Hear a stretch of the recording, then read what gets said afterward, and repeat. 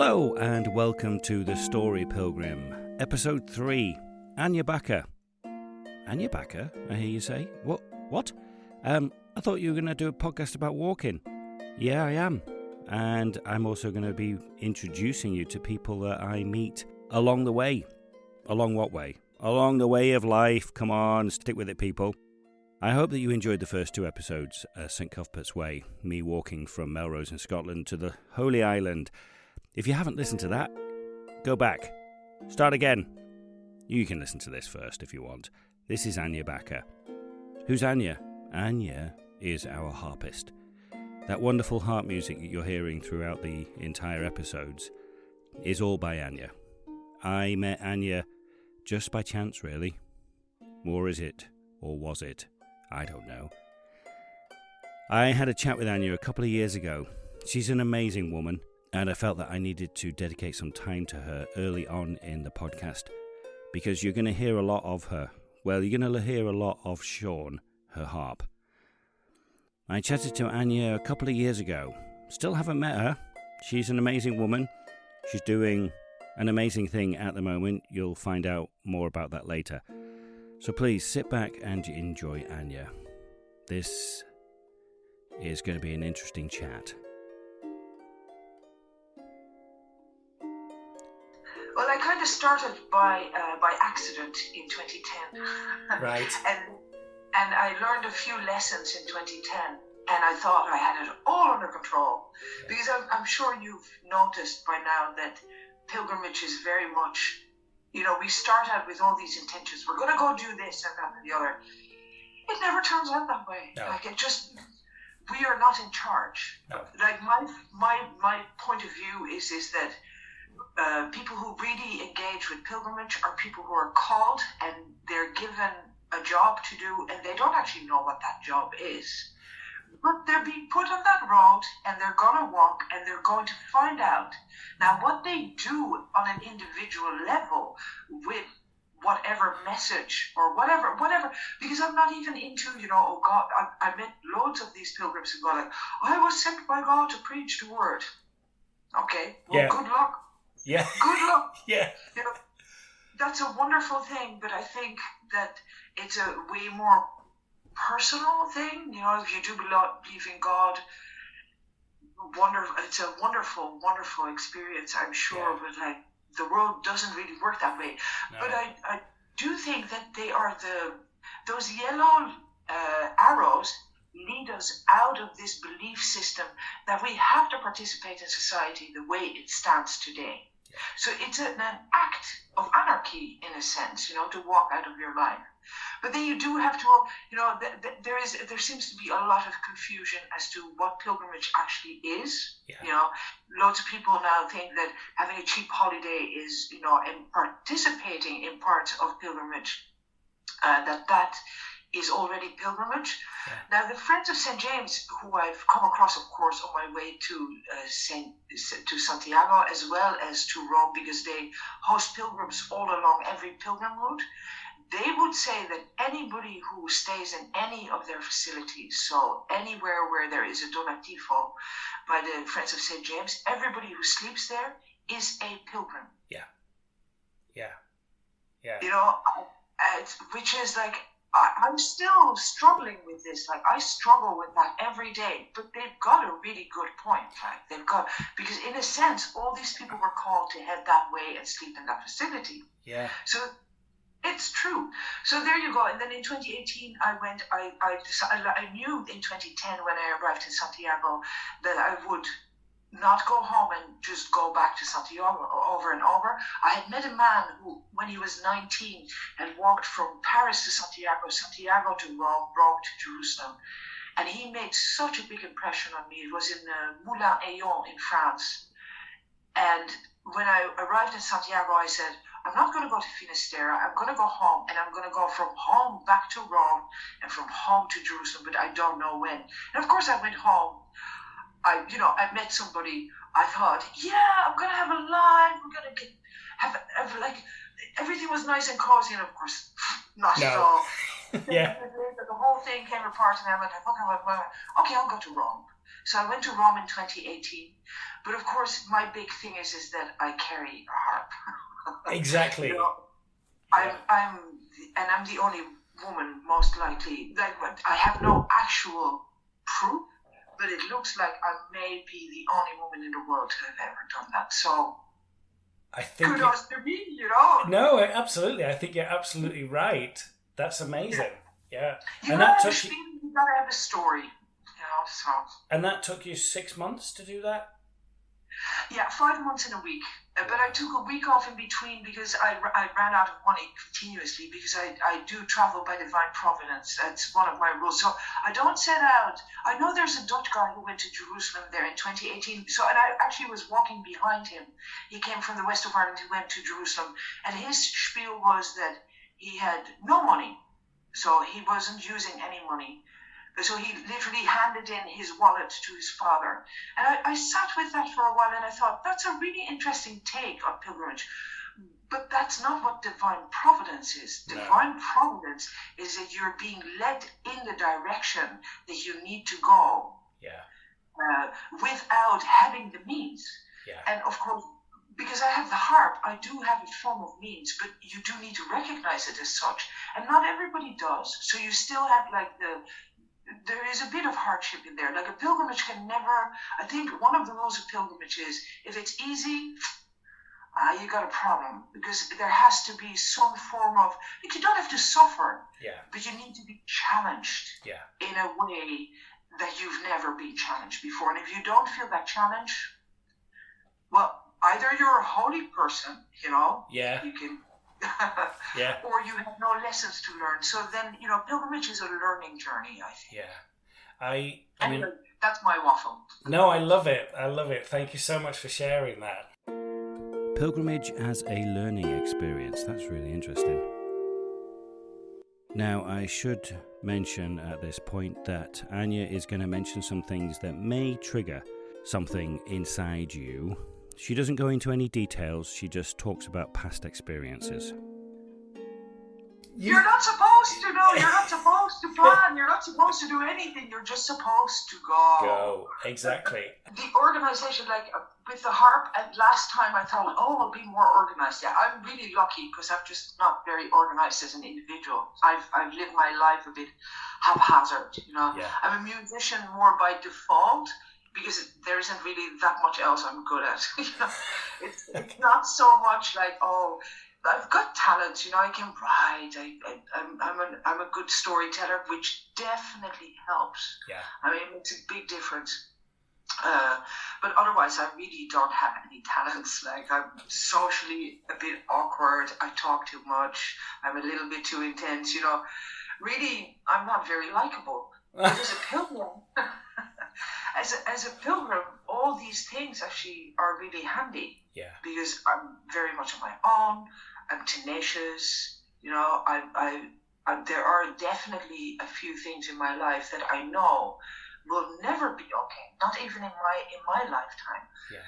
That my story. The story I tell a lot is. Because I come from a Catholic background, and they had this idea of original sin, yeah? And my mother was raped as a teenager by an out-of-school teacher, and this kind of, now, I don't know, like, there's no proof of this, but I am fairly sure that she came from a long line of women that were raped over, through the generations. This is nothing new, like, it's not an original story, but the question is, what do you do with it? Yeah. Like, when you find these things out, what do you do? And I walked a pilgrimage. Yeah. And what I learned out of that was that original sin is not that what we do, but it is that which is given to us without our permission. Mm-hmm. We didn't give permission for people to wage war or to, what we're seeing today as well, all the animosity. As individuals, we don't give permission for this. But this is like, I don't call it sin, but this is the pain of the world which expresses itself. And what do you do?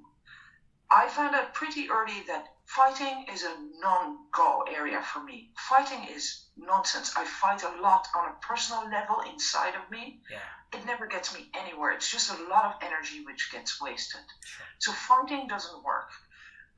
Then you have to be politically active or something. I have no interest. I have an interest in the greater good, but as a participant, not as the teacher, because I'm Dutch originally, and we're already like with the finger up, everything is like this. So I don't want to do that either. I don't want to participate in that sense. Sure. I think as a society, we are wrong. So what we need to do is we need to sit and be silent, go for walks, and heal. That's what we need to do. So tell the stories, create circles. And like I said in my email, I went out there in 2010 and I went like, anybody who was affected by abuse, they can come and meet me and they can tell me their stories.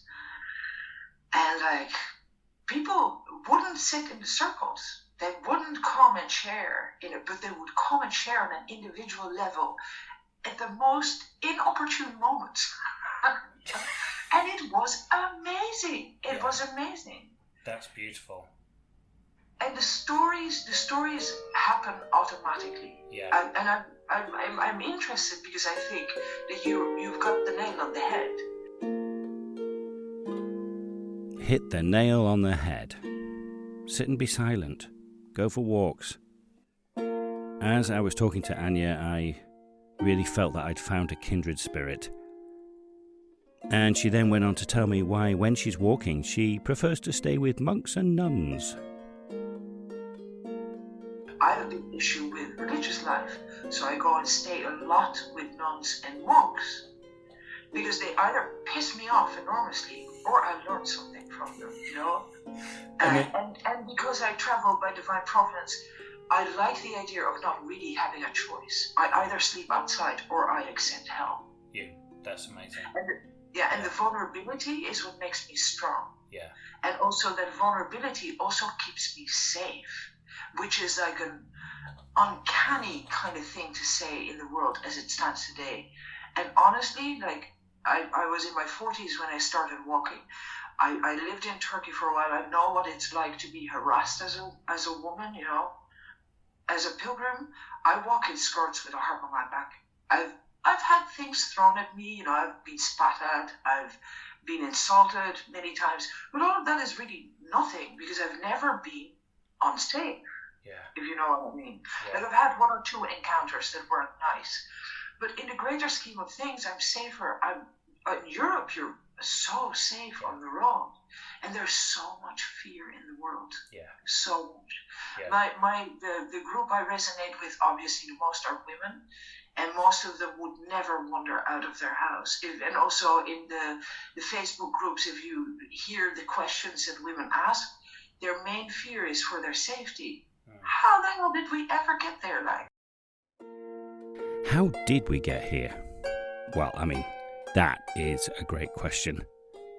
And then Anja had a great question for me. I still dream of my Camino. I wake up in the middle of the night and I know where my feet went. Now, question: who did you connect more with? Who did you connect with the most? Was it the people living along the route or the people walking the route? That's a really good question. I would say I made some really strong connections with people who were living along the route, but because I was flying through, I had more chance. Do you feel guilty about that? Do you feel bad about it? Yes. Yeah. I'm not alone, so yeah. No, one day I got lost. I somehow missed an arrow, and I was in the middle of nowhere. And you know when you're not on the Camino. There's no such thing as getting lost. So you were sent off the road to go meet someone. Okay. This is it. And I met this old man walking his dogs who didn't speak a word of English, and my Spanish is really bad. We managed to have a very quick conversation where he was like, "You're not on the Camino, what are you doing over here? Get over there." And then about 10 minutes later, this herd of cows came down and I was like, oh, the cows were overtaking me, and there's a woman driving her cows, and I said to her, look, I'm lost. In my broken Spanish, I'm lost. I need to get back to the Camino. And she's just like, okay, I can help you, and this is all in Spanish, I can help you get back to the Camino, but first you need to help me get my cows in this field. So we did. We spent like half an hour driving our cows into another field, did that, and then she's like, okay, come on, I'll take you back to the Camino. And that was, I'm like, where does that happen? No. It happens all the time. It happens all the time. In real life, that happens actually all the time. Yeah. But we ignore it because we have so many schedules. I see your dilemma. You've got a real big dilemma. You've got the same dilemma that I have. If you organize too much, you don't get the opportunity to meet these people. Yeah, exactly. And like I remember walking, I remember walking into Brittany. I come off the ferry. I'm thinking, where do I go? I just went like, okay, due south. You're going due south. Yeah. That's all you want to do.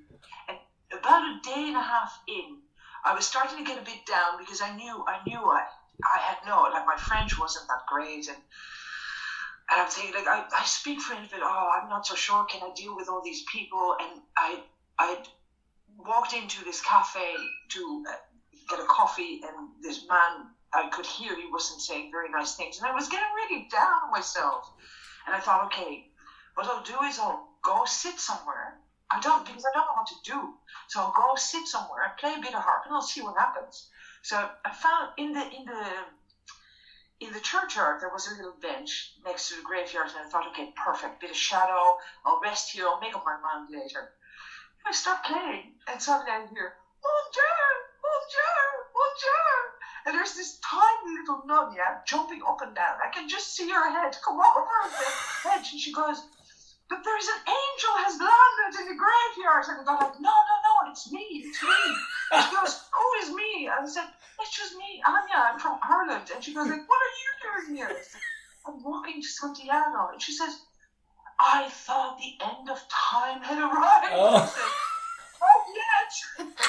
And she said, so what are you doing here? I said, I'm on my way to Santiago. She goes, Bakker, you're on the wrong road. You're on the wrong road. I said, no, I'm not on the wrong road. What do you mean I'm on the wrong road? I'm heading due south. And she goes, no. Il y a des choses, hein? There's these little arrows, these yellow arrows. No, viens avec moi, come with me. So before I know it, like I'm sitting there being fed, she has a bed made, she goes, you need to go rest because it's too hot to walk now, and I need to make a phone call. Oh. And she makes a phone call, I come down, she wakes me up after an hour or two, she says, I'm going to give you food, and I'm going to put you on the road, and you have to walk for one day, and then when you come in to Quimper, you call this number, and there is a man waiting there for you. And he will explain to you what it is that you're doing. Exactly right. So I followed the arrow. Yeah, I never heard of the shells. I didn't know what it was. Okay. I didn't even know they existed. And I ended up getting lost. Then again, I met another nun. And I swear to God, that woman, you could look straight through her. They were doing a prayer. I really didn't know where to go. So I knocked on the door. And she looked at me and she said, oh, my child, you better come in, what can I do for you? And I said, I'm lost. I don't know where to go. And she knew that man as well. And she said, oh, I know where he is. She said, don't worry, I will phone. He will be waiting for you. This man had just finished a little chapel to St. James. And he had been thinking about how he could bless the chapel because the priest was coming out. And he had bought a tiny little hamlet and had done it all up for pilgrims because he had been to Santiago at least 5 times and he taught me everything. His family came from the Camino del Norte, so he was familiar with the whole pilgrim thing. That man, I'm still in touch with that man. Like, they changed my life. They actually changed my life, these people. That's amazing. I realized I knew nothing and that I was a complete nitwit. And that was the place where I realized that it wasn't just me going for a walk with a harp. It was actually, there was no choice. I could not have done anything else. could not have done anything else. What an amazing story. I'm absolutely loving my chat with Anja. And she then tells me about a future project. The plan is to walk out to Jerusalem over the first Crusaders route. I can't use that word, but okay, Yeah. So the E8 and then the Sultan's Road and then over, to Bursa. And then from Bursa I have to cross that big stretch, but I have connections in Karaman. I speak a bit of Turkish. My daughter is half Turkish. So I'm not worried about Turkey at all. I'm actually looking forward to it. Yeah, it'd be amazing. And I'm gonna make a little detour to Isparta because I have an obsession with Spartans, and I want to see the actual location. And from there I'll go to Karaman, and Karaman I'll get ready to head into the Middle East. I might take a month or two, and I'm going to take a year to walk there. It takes about 7 months to walk, but I'm going to take a year. And then on the way back, I'll take the boat to Cyprus, and from Cyprus I'll decide either to go through Greece and then take another boat to Brindisi. But I have connections in southern Italy as well, and I want to go to Naples as well. Wow. And then walk back over, because I haven't been to Assisi, walk back Rome, Assisi, Santiago, and then Del Norte back to where I started in France, and then either go over England or go to the Netherlands. I don't know how I'm finishing, but I do want to end up in Santiago at the end, because I never went to Finisterre. Then I have my cycle round. Yeah. I can finish up, and then I won't have to do pilgrimage in that sense. Yeah. Anymore. That's amazing. So, that's fascinating. So going back, do you write your own music? I write music. I mainly play traditional Irish music, but I do a lot of what I started doing on the road already is a lot of improv, mainly modal, because it's the easiest, and I don't have to think about it. It's a little bit. The original music that I do is very much in the line of Satie. Okay. Simple 2-3 lines moving to and from each other, harmonic explorations. That is the main thing that I would do. So after all this walking, where is Anja now? What are her current thoughts and passions, and just her thoughts about life? You see, these are the things that I'm interested in, because you know that they have now the slowways in England. They're connecting all that you can walk from town to town on foot. It's a thing that I would love to see in Ireland. I would love to see it over the whole of Europe. Yeah. That we have the right, because I feel we have the right to walk from place to place. It's our natural tempo. Yeah. We have to stop this idea that it's so handy to be quick. Yeah. But it doesn't suit you. You're human. You walk. That's what we do. That's the right pace for us. So they have a few lovely hashtags like walk from home. Nice. Walking. And so I've been tagging that all along, because I think that is exactly it. How can you organize it to walk from home to get anywhere? Yeah. Well, this is what I had the conversation with John, this guy in Chicago, when he told me he walked to Rome, and I was just like, John, so to Rome, where did you start? And he's like, Darren, it's a pilgrimage. I started from my house. And I was just like, that's it. Why am I starting? I'm starting from Melrose to do St. Cuthbert's Way. But no, it starts from this seat. It starts from me walking out the door. Yes, exactly. Every time we put our feet on the road. I have a little thing that I say every morning when I'm on the road, which is like I don't pray, so I have like a banter thing with St. James, because he is the pilgrim saint of all pilgrims. And I hold my shell, and I hold my staff, and I go, St. James, listen, mate, what we're going to do today. Now, don't forget, it's, if you think it's important what I do, make sure that the road keeps being uncovered in front of my feet. Open up the road in front of me, and I will walk. You keep the road clear, I will keep walking. I will do anything that you need to do, just get me there. And that's the deal we have. And then we start walking. And of course, that's why I don't believe we can get lost. We're never lost because we're looked after anyway. Yeah. And that's what I loved also is how like the Camino or your walk becomes a person in a way. It gets an identity, doesn't it, that you refer to. You're like, oh yeah, the Camino was good to me today. Oh, It is, and it's such a mindful way of living our lives and being in the world. The walking is definitely, if everybody would walk like 10 kilometers a day. I did it here with a friend of mine. She went like, oh, I could never do any of that. I said, you come walking with me. For 6 weeks, I took her walking every day, a minimum of 10 kilometers. Her life changed. Yeah. Her life changed. And that was just walking around here. That's amazing, isn't it? But that's it. But it's not like, oh, you're 1 hour. No, you need to go out for 2 hours.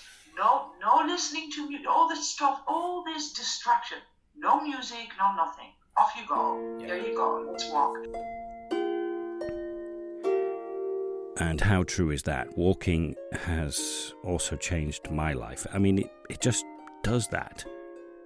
Then Anja just started talking about spiders.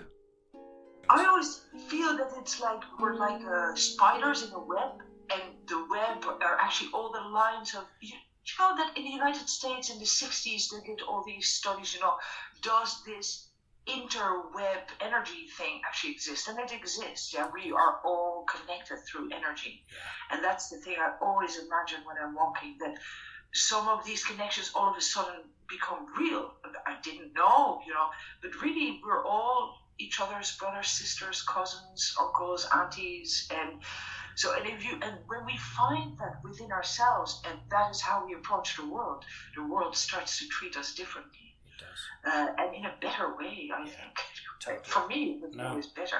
Totally. And we see it differently. I've changed so much, and like I say, I started the Camino a questioning Christian, and I ended it totally agnostic. I did a spiritual walk and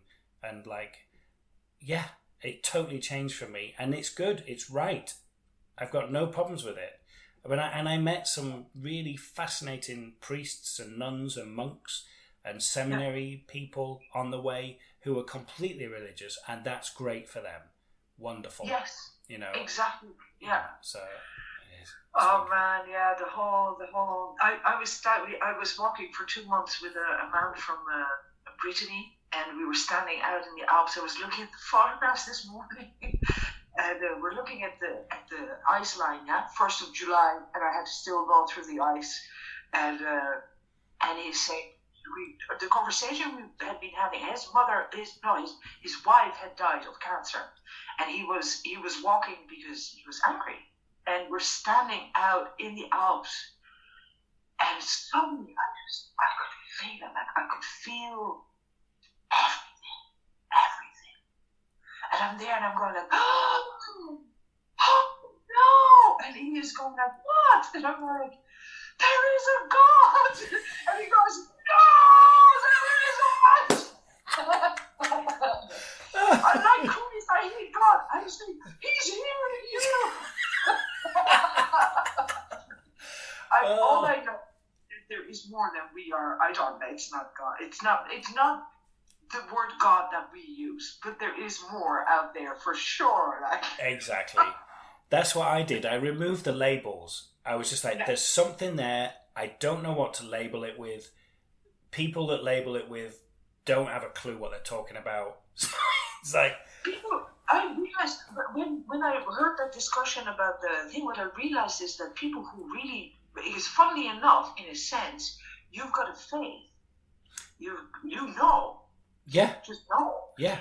And people who proclaim their faith continuously, what they're saying is that they want to believe, but they don't know. Yeah. So people who preach a lot, like this whole idea of preaching is basically trying to convince yourself that this is the truth. Yeah. But it means that you don't know, because if you know, when you meet people who know, they don't have to say anything. They don't have to. They go straight into you, like, without words. That's it. So, that's it. I always go like, oh, you got to preach? I know who you are. Like, that's I wish you well. Like, Wow. And I always say to them, Ohemus poem dictum, which is like the Benedictine line. Let's pray for each other until we meet again. Yeah. Do you know? That's it. I'll do that for you. Yeah, that's wonderful. That's amazing. I really, at this point, I've just really been swept away by Anja. But her final words really did hit a chord with me as a performer, as an artist, just as somebody who generally is loving life. I was just fascinated listening to this voice of experience.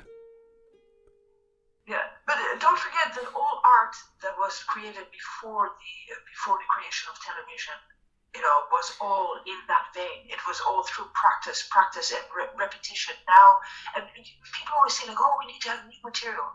I have been playing some of those tunes forever.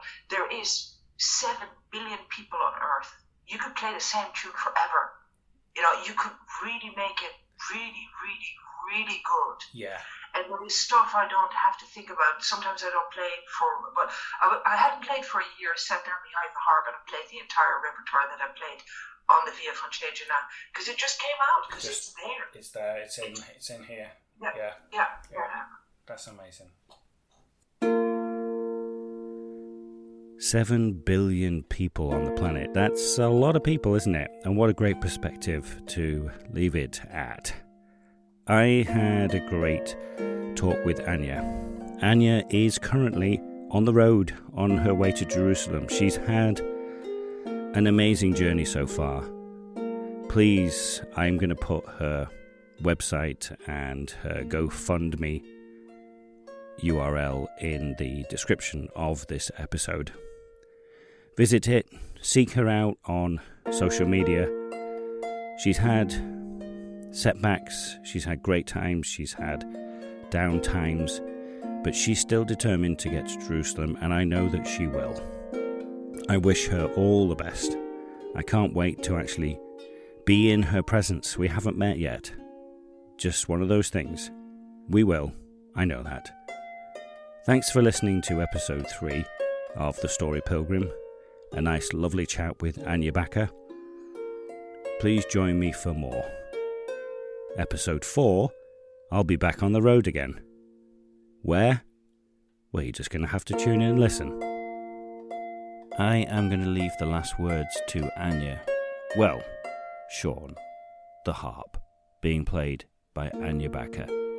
Here is the entire theme that Anja has written for The Story Pilgrim, and just to give you a quick background on this, I asked Anja to tell her story and Sean's story through Sean. This is the amazing end result. Thank you once again, and enjoy Anja and Sean.